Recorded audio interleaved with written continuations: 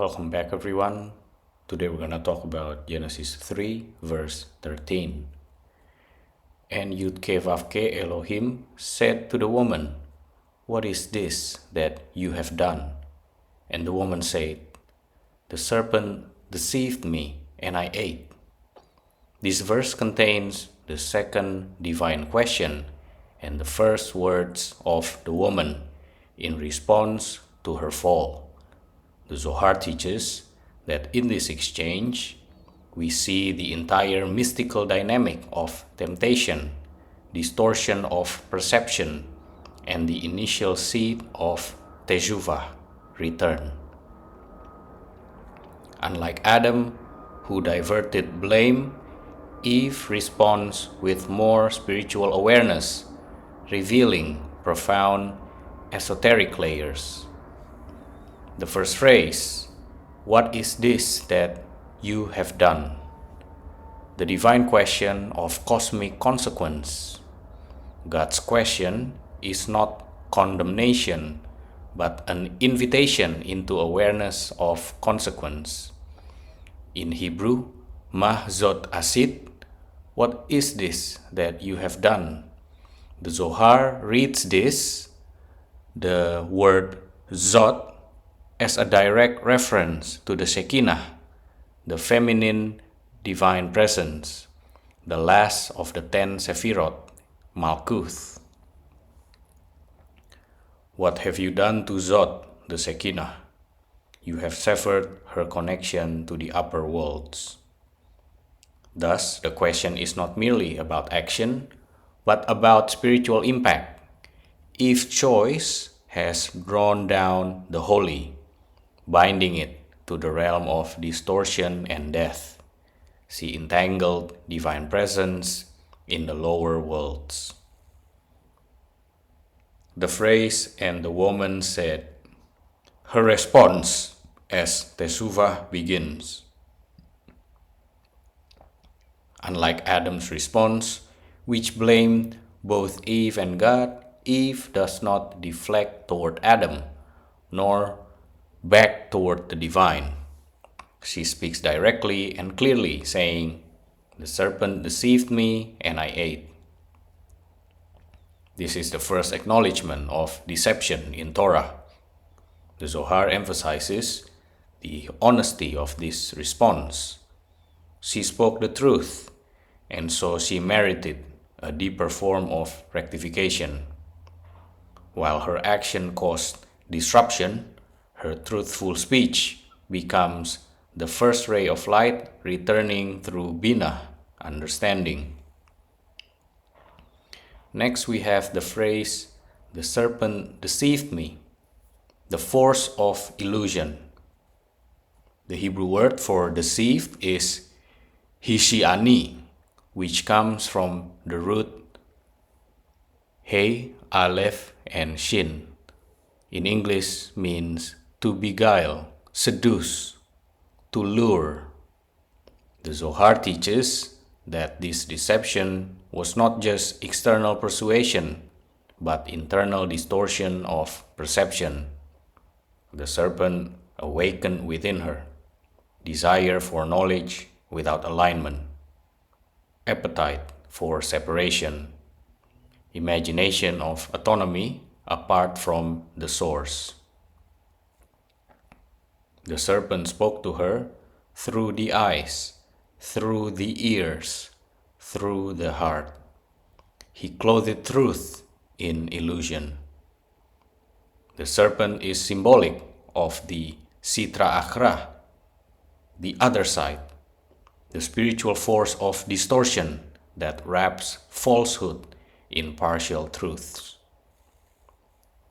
The phrase, "and I ate," full ownership without excuse.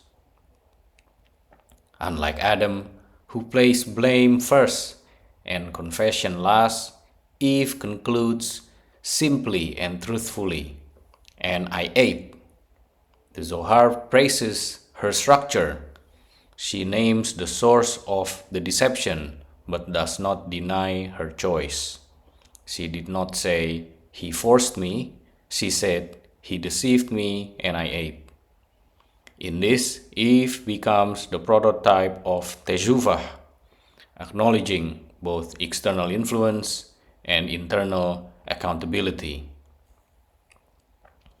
The Kabbalistic meaning behind this verse, the feminine rectification begins. Eve's name in Hebrew is Hava, from the root chai, with the letter He and Yod, meaning life. Her fall introduced mortality, but her honest confession plants the seed for spiritual life to return. The Zohar explains that while Eve's action pulled the Shekinah downward, her truthful voice initiates the raising of Malkuth, the restoration of the divine feminine. From her voice of truth, the repair of the lower world would begin.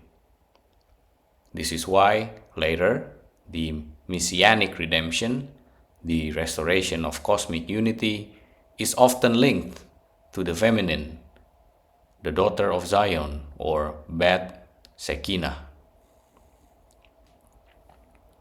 The mystical parallel, the two archetypes of confession. Adam blamed others. Eve named deception truthfully. Adam said, I ate last. Eve said, I ate directly.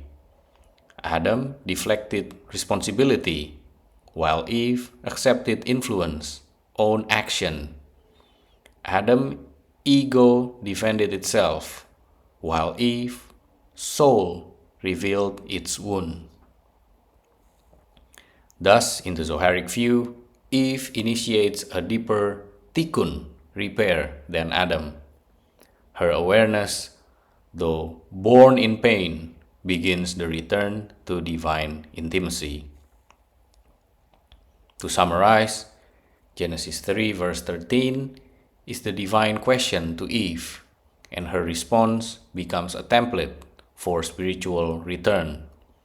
The phrase, "What is this that have you done?" God's voice does not accuse.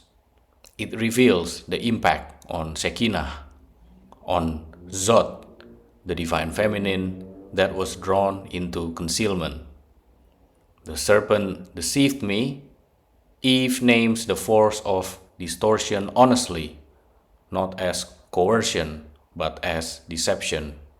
She recognizes the power of illusion and how it changed her perception. The phrase, "and I ate," 3 words, no excuses, radical ownership. Unlike Adam, she places responsibility upon herself with clarity and courage. The Zohar sees in Eve's voice the first glimmer of healing, a voice that speaks truth after darkness. From this, the repair of all spiritual exile begins. Eve's words echo through generations as the soul's potential to say, "I was misled, but I chose. And now I see. And now I return." That's it for today. Thank you very much for your donation. Be blessed, everyone, and I will see you on the next episode.